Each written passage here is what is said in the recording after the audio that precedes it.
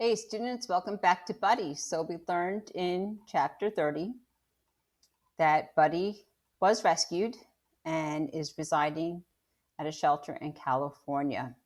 And that was the big news for the day. Let's find out what happens.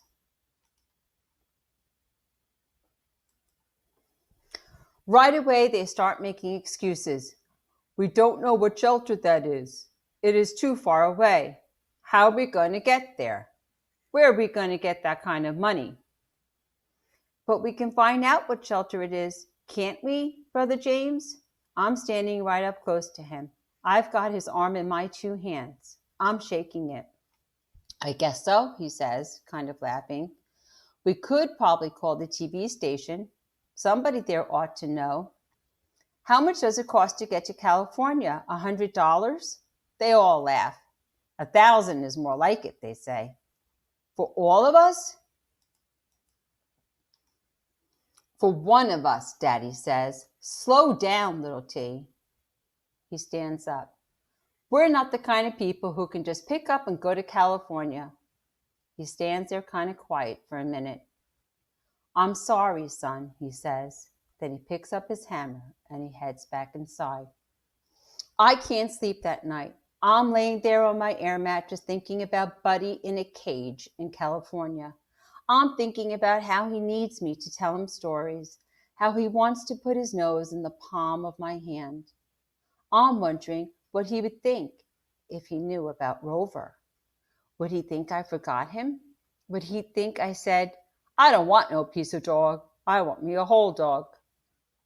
I'm thinking, we've got money somewhere. Look at that sheetrock Daddy just piled up in the front room. Look at those shingles he's nailing on the porch roof every day. Where does that stuff come from if we ain't got money?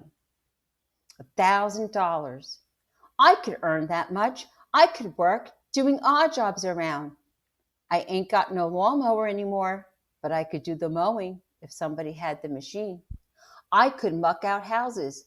My bicycle's gone, but my legs are strong. I could pick up the trash everywhere. Daddy's going to teach me how to nail sheetrock, and I know how to saw a board straight. Ain't everybody can do that, right? So little T's coming up with another plan, right? Little T's like, I'm going to earn that money. I'm going to get to California. I'm going to get my dog. I'm thinking I could even build a new shed with all the junk wood laying around. I could find an old army blanket just like Grandpa T's. I could find new bowls and make a new sign. I could fix it all up almost exactly like it was before. I'm turning back and forth on my air mattress. It's hot in that house with no fans and no air conditioner. I can hear the crickets in the trees and a car or two on the street somewhere far away. I hear Rover snuffling around under the house and settling into a sleeping place right below my bed. And I'm laying there sweating and doing numbers. How long would it take me to earn $1,000? What could I do to get it? One more time, I'm thinking up a plan. One more time, I'm figuring out a way, because there's one thing I know for sure. I'm going to get that money and I'm going to bring my Buddy home. The next Sunday, I go to church with an armload of signs. I stick them up on the bulletin board by the sanctuary. I stick them up on the wall by the Sunday school. I start handing them out to the people as they walk in the door. Mama shakes her head. Daddy says I'm crazy. I say, I want my dog. Boy for hire, my sign says. What you need done, I'll do it. That's in big letters. Then it says, Katrina rescuers took my dog to California. I got to go get him. It cost $1,000 to go to California. Then I put a picture of a dog. I drew it just like Buddy. Black with 3 legs. Then under the picture it says, please help me get my dog back. Tyrone Elijah Roberts. When I walk in to sit down, I see people looking at me. Mrs. Washington's nephew nods, but he don't smile. Mr. Nelson's grinning. A little white boy stands up on his seat just to get an eyeful. I try to act like I know what I'm doing. I try to act like a boy who can do anything. After church, I go home and wait for the phone to ring. The first call comes from Brother James. The church still has a lawn, he says, and it's still got a lawnmower. When do you want me to come? Saturday, just like before. The second call comes from Mrs. Washington's nephew. He says his name is Eddie. We finally know his name. He says he's doing that house all by himself. He says sometimes he could use a hand. When do you want me to come? I'll be at work tomorrow, he says. What about the next day? A white lady 3 streets off and around the corner needs somebody to pull out all her dead bushes. She says she's finally tired of looking at them. I take Rover with me on that one. I figure he's about as good at digging as anybody. I almost fall out laughing when I see those bushes. They're dead as everything else. But that lady took spray paint and sprayed all the leaves green. It helped for a while, she says, but it's time to plant new. Everybody I work for tells me, good luck with your dog. I tell them, call me again and tell your friends to call me too.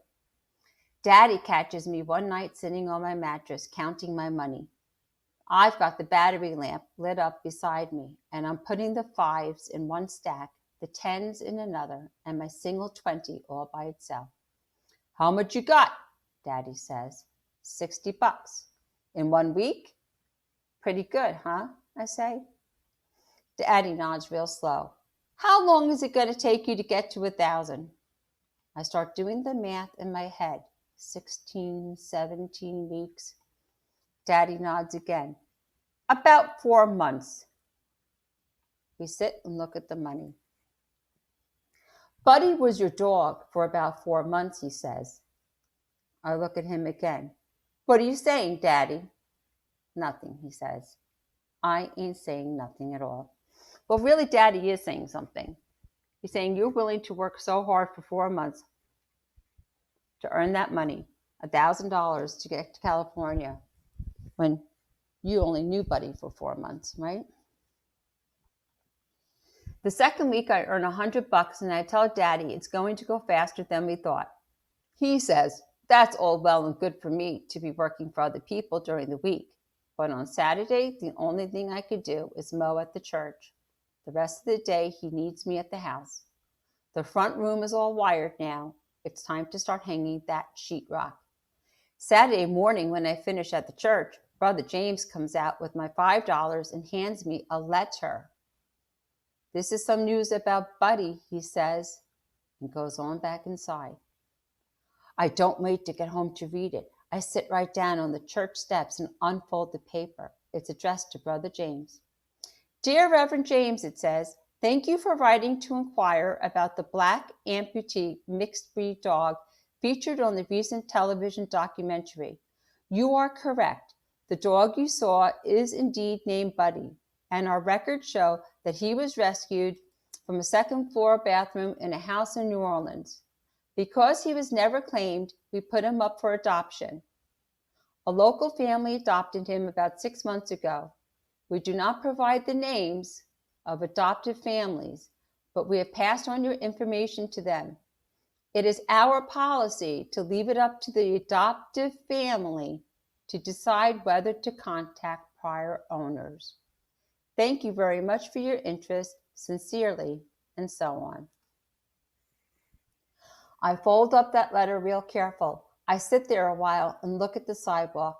I ain't never noticed before how that cement's got little black spots and little gray spots and even little red spots all mixed up in it. I bend down to stare at it, and then I sit up and take out the letter and read it again. Then I remember Daddy's waiting for me at home. I fold up the letter and slide it deep into my pocket. I think maybe I'll wait until the end of the day to show it to Daddy, or maybe I'll wait until tomorrow. At home, they're setting up to hang that sheetrock. Eddie's come over to help. When we get going, I'm sure glad he's there, because hanging sheetrock is the hardest thing I've ever done. That sheetrock's heavy as a ton of bricks, and there ain't nothing for it but to pick it up sometimes and hold it where you need it. Daddy and Eddie do most of the lifting, and Mama and me are trying the best we can to help. By the end of the day, I see Mama can't hardly help no more. She's completely worn out. Daddy tells us to go on and check on Tanya and the baby while we finish up. I hear her barely dragging her feet along the floor while Eddie and me are holding up that last piece and Daddy's banging home those nails. When we're done, we step back and take a look and Daddy says, "Woo-hee!" And I say, "We started, I guess we can finish." And Eddie laughs and goes on outside to start washing up. Then I pull the letter out of my pocket and hand it to Daddy. "Brother James gave this to me this morning," I say. Daddy's standing there reading it with his arms all covered in sheetrock dust and his hair powdered over with white. He looks up at me. "Why you ain't showed this before?" he says. "We were busy," I say. "So what do you think?" he says. I shrug. "Wonder who these people are," he says, and turns over the letter to look on the back. "Ain't nothing on the back," I say. "That's all there is." "Buddy's a lucky dog," Daddy says. "He's got a new home." He gives me back the letter. I fold it up real careful and shove it in my pocket. "It ain't fair," I say. "Come on," Daddy says. "Let's get cleaned up." Outside, Eddie's washing himself off with the hose. He starts spraying me, and then we're spraying each other, and then Daddy gets wet, and then even Mama joins in. She's squealing like a little girl, and we're shooting water all over her and Tanya. Baby Terrell's sitting in a puddle and splashing his hands. Rover's hopping all around and trying to bite the water out of the air. Then he goes galloping across the yard and knocks Baby Terrell smack over into the puddle. I snatch up Baby Terrell. He's screaming like he's been shot, but all he is wet. Rover runs off to the corner of the yard. He sits down and looks at us. I put down Baby Terrell and I grab up a stick and chase after Rover. "Bad dog," I'm yelling. "You're a bad dog." I hit him hard on his behind. He yelps. I smack at him again and he runs off. "I'll get you," I yell. But Rover disappears under the house. I turn around and Daddy's standing there holding the hose. "Well, Buddy wouldn't have done that," I say. "Buddy had better sense." Daddy walks over to the spigot and turns off the water. He looks at Mama. "Take Tanya and the baby on home," Daddy says. He looks at Eddie. "Thank you," he says. "I guess we're done for the day." Then he looks at me. "Little T, come here with me." Daddy takes me inside. He stands in front of me and crosses his arms over his chest. I'm standing there with water dripping off me. I'm waiting for him to lift his hand. "That dog don't have any idea what he did wrong." Daddy waits a minute. "But you do." I know he's going to hit me now, but he don't. He just talks. "You're striking out in anger, son. It don't work. It never will." He heaves up a sigh from deep in his chest. Then he leans against the door frame and looks up at the ceiling. "Buddy ain't your dog no more," he says, "and we can't go to California. I'm sorry. I'm sorry that I'm always saying I'm sorry." Wow. Okay. So Buddy's been adopted by a family in California, and they have full rights to Buddy unless they want to contact little Tina's family, right? And little T is upset. So when Rover did something bad, like push Baby Terrell into the water, I mean, Rover didn't intentionally do it, but little T overreacted, right? Because little T's frustrated and he's angry. He's working hard, he's earning money, he's trying to get Buddy back, and he's learning that Buddy just isn't his dog anymore. So basically, I just summed up the chapter for you. So the stop and jot. What words of encouragement would you give to little T after Daddy says, "And we can't go to California. I'm sorry. I'm sorry that I'm always saying I'm sorry." You want to give little T an idea, a suggestion, some encouragement? Okay. And that's chapter 31. And I will see you all for chapter 32.